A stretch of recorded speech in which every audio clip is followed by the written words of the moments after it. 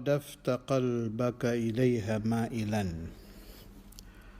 Apabila engkau mendapati hatimu ilaiha kepada bidayah ma'ilan condong, wa nafsaka dan nafsumu biha hanya kembali ke bidayah, mutawi'atan patuh, walaha dan kepada bidayah qabilatan menerima. Yang dimaksud Imam Al-Ghazali, waktu kamu membaca ajaran-ajaran bidayah kok cocok, perintah-perintahnya kita cocok, larangan-larangannya kita jauhi, kita juga cocok. Bila yang kau dapati itu, fadunakat tatallu'a ila nihayati wa taghalghula fi biharil ulum, maka ambillah olehmu meninggi sampai ke akhir-akhir dan menyelam di dalam lautan-lautan ilmu. Setiap pengarang itu pasti punya harapan. Apalagi ini wali ya, kutub. Imam Ghazali itu sebelum beliau wafat sudah masuk di pangkat qutbiyah. Wali yang paling tinggi magamnya pada zamannya. Beliau pasti punya harapan. Siapapun yang membaca kitabnya harus cocok dengan ide beliau, sesuai dengan harapan beliau. Setiap pengarang pasti seperti itu. Dan juga pasti ada di dalam hati Imam Ghazali, jangan sampai baca kitab saya fulan yang berwatak seperti ini, orang yang niatnya seperti ini. Ada riwayat yang saya dengar waktu saya belajar di Syekhuna Kiai Ahmad Tegal dulu, di zaman almarhum al-arifillah Syekhu Masyikhina Kiai Said bin Armiyah radhiyallahu ta'ala anhu wa nafa'ani wa iyyakum al-ahbab bi asrarih fid dharain amin. Ada kiai-kiai ingin baca Ihya.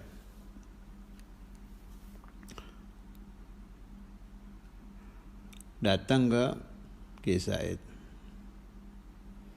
Ya, Kiai Said itu wataknya halus, tidak kasar. Jadi tidak terbiasa menolak langsung dengan kasar gitu, enggak. Tuh kiai-kiai kumpul di depan beliau, kurang lebih, waduh bagaimana ini? Sebab Kiai Said itu punya prinsip, orang kalau baca kitab harus ngamalkan, kalau tidak ya buat apa?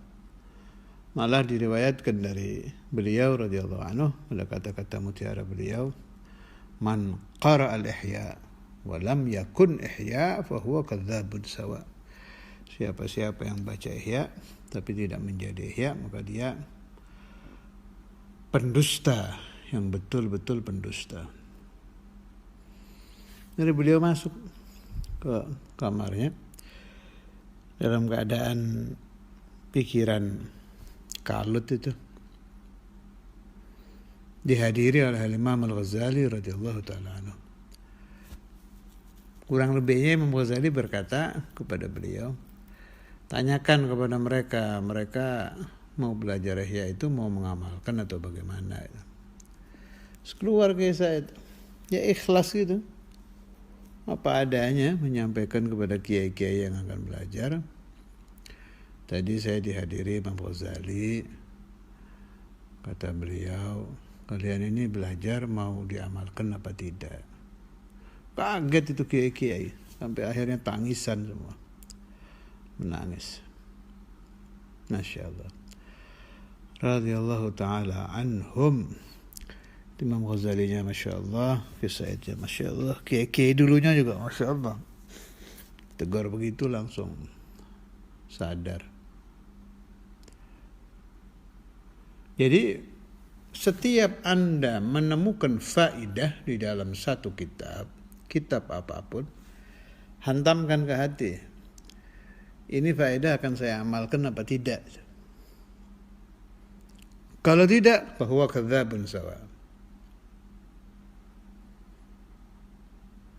Kita menemukan nasihat di kitab apapun, jelas nomor 1 dari Al-Quran, nomor 2 dari hadis Rasulullah Sallallahu Alaihi Wasallam, nomor 3 dari wejangan-wejangan ulama. Biasakan seperti itu. Kalau sudah punya metode seperti ini, nanti bakal muncul di dalam pikiran kita. Kita tidak mampu mengamalkan semua. Nah, kalau itu benar, jelas itu benar. Contoh umpama ya, kita menemukan istighfar. Kan macam-macam istighfar itu. Ada istighfarnya Imam ini, Sayyidi Ahmad bin Idris, istighfar fulan, ijazah dari fulan. Ini kita amalkan semua memang mustahil. Jelas kita ambil satu, kita rutinkan. Mana yang kita pilih? Yang dipilih oleh guru kita. Itu untungnya orang punya thariqah, punya mursyid kan di situ. Apa yang kamu amalkan istighfar? Yang diamalkan oleh guru saya. Selesai. Kalau kita temukan sholawat umpama, sama. Apa yang dipilih oleh guru. Ingin lebih, boleh. Ambil yang sesuai dengan kebutuhan. Makna kebutuhan penyakit Anda apa? Anda punya penyakit malas, cari sholawat yang keterangannya siapa yang mengamalkan ini akan bangkit untuk ibadah. Ini obat ini. Hadhihi salatu ala Nabi sallallahu alaihi wasallam, obat untuk malas. Ada orang tidak suka tahajud, berat untuk mengamalkan tahajud. Cari sholawat yang keterangannya, pengarangnya siapa yang mengamalkan ini akan dibuka hatinya untuk senang kepada amalan-amalan orang soleh. Nah, itu amalkan. Ada orang belajar rajin, ibadah rajin, tapi hatinya tidak bersih-bersih. Ambil tibbil qulub dan lain-lain. Kalau yang kita amalkan dari ilmu yang kita pelajari, yang kita baca itu sudah sampai 1/10, itu cukup sudah. Alam walau bil usyur. Cukup, kita sudah lepas dari kelompok orang-orang yang dilaknat Allah Subhanahu wa taala karena tidak mengamalkan ilmunya. Kembali ke kitab. Wa in sadafta qalbaka inda muwajahatika iyyaha wa fi nuskhatin iyyahu.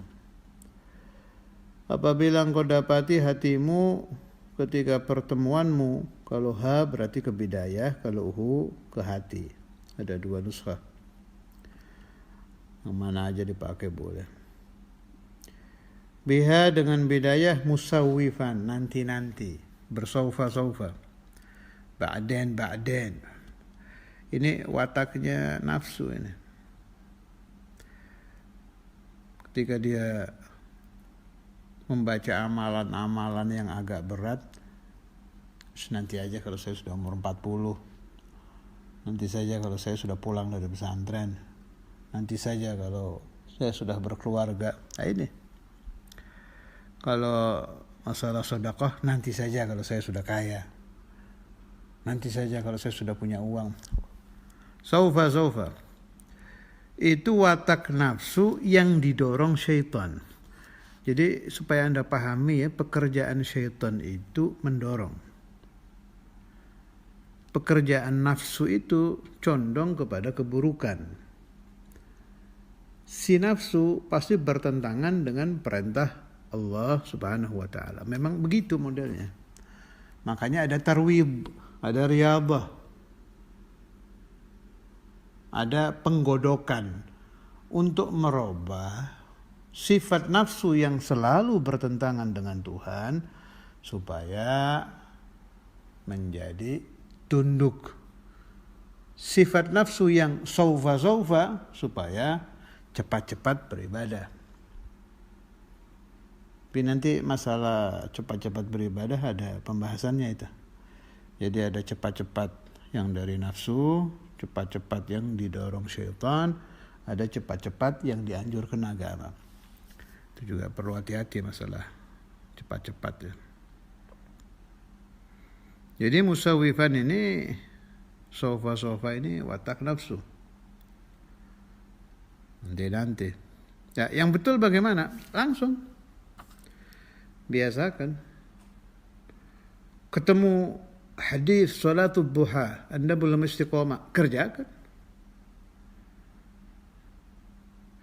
Itu biasanya nanti begitu si nafsu ingin mengamalkan sholatul duha, bawaannya pengen banyak. Itu saya baca di kitabnya Imam Al-Haddad, jangan diikuti itu. Jadi para ahli riyadhah itu ada yang namanya arba'ina yauman. Jadi kalau mau istiqamah sholatul duha rakaatain, rutinkan dulu 2 rakaat sampai 40 hari. Mau naik itu jangan langsung. Kalau langsung banyak biasanya berapa hari sudah berhenti itu. Biasakan. 40 hari sudah terbiasa naik. Tahajud ya begitu. Baca wirid ya gitu. Tahu-tahu nafsu pingin saya mau baca 100.000 langsung. 2-3 hari bubar. Bukan begitu caranya. Syai'an fa syai'an. Tadrijian. Pelan-pelan, tapi rutin. Di dalam hadis Rasulullah sallallahu alaihi wasallam, kana idza amila amalan athbatahu. Rasulullah sallallahu alaihi wasallam apabila mengamalkan amalan, beliau tetapkan. Itu juga syaitan juga itu. Sengaja itu didorong untuk banyak. Buku itu berapa hari bosan, males sudah berhenti. Nah, semangat yang di depan tadi itu dorongan mau 100.000 itu setan itu. Nafsu sama setan kerjasama, menghasilkan berhenti, tidak istiqamah. Kayaknya paling bagus mengamalkan itu bi isyarati syaikhin arifin billah yurshiduka ilallah. Perlu punya guru itu ya. Ada isyarah dari guru, perintah dari guru, kerjakan. Sebab si guru ini sebelum Anda menjadi ahli ibadah, lebih dulu menjadi ahli ibadah. Sebelum Anda berhadapan dengan syaitan, dia sudah berpengalaman cara menghadapi syaitan. Ini Imam Ghazali yang diomongkan beliau ini hasil pengalaman beliau sendiri ini. Imam Ghazali itu syekhun arifun billah yang mengamalkan sendiri. Beliau pindah dari nafsu ammarah bisu ke nafsu lawamah, dari lawamah naik lagi ke mutmainnah, dari mutmainnah radiyah, mardiyah sampai kamilah. Sempurna nafsunya. Pelan-pelan beliau teliti itu. Itu saya dengar dari sebagian guru saya waktu saya mondok dulu. Imam Ghazali itu watak beliau kalau mengamalkan sesuatu katanya dicatat. Apapun. Jadi umpama sedang ayyamut talab, masa-masa belajar, diteliti sendiri hatinya itu. Oh ini ada rasa ini, rasa ini. Bisikan ini, bisikan ini. Syaitan masuk dicatat. Begitu beliau apapun lah ini, makanya karangan beliau apa aja ada sampai diberi gelar Qutbul Ulum. Sebab pelaku, pemain sendiri, ibarat orang main bola itu pemain Imam Ghazali itu. Bukan penonton. Beliau itu sangat hebat sekali. Karena itu kalau kita baca karangannya ini, kita bisa langsung paham. Oh, ini bukan teori ini. Ini memang beliau kerjakan sendiri, alami sendiri, dirasakan sendiri, pengobatannya bagaimana, sampai beliau sembuh sendiri dan mampu menyembuhkan bukan hanya santri beliau fi zamanihi, di zamannya, ila akhir zaman orang yang baca kitab beliau bisa sembuh. Lebih dari itu, ada barakah min Allah Subhanahu wa taala di dalam kitab-kitab Imam Ghazali. Orang tinggi itu biasanya ujiannya juga besar. Karena itu jangan heran kalau di zaman apapun para pencaci kitab Ihya, pencaci Kutubul Ghazali pasti ada. Itu biasa itu. Semakin tinggi maqam seseorang, semakin banyak pencacinya. Kita bisa saksikan maqam Sayyidina Maulana Muhammad Rasulullah sallallahu alaihi wasallam yang di setiap zaman kita dapati orang-orang yang mencaci Nabi sallallahu alaihi wasallam, dan mudah-mudahan orang yang belum mengenal Rasulullah sallallahu alaihi wasallam, yang belum mengenal Imam Al-Ghazali, belum mengenal Ahlul Ulum Al-Zahirah wal Batinah, diberi hidayat, diberi taufik, dijadikan orang-orang baik. Amin. Allahumma amin. Wa bil amali bimuqtadaha mumatila, dan dengan mengamalkan bimuqtadaha, dengan apa yang diminta oleh bidayah. Mumatila, berlama-lama. Ini watak nafsu lagi. Sama kayak tadi, nanti-nanti. Bila itu yang terjadi, fa'lam anna nafsakal ma'ilata ila talabil ilmi hiya nafsul ammarah bisu'. Ketahuilah bahwa sesungguhnya nafsumu yang condong untuk mencari ilmu adalah nafsu yang disebut nafsu ammarah, yang sangat memerintahkan bisu, dengan keburukan. Nama nafsu ammarah ini di Quran ada ya. A'udzubillahi minasyaitonirrajim.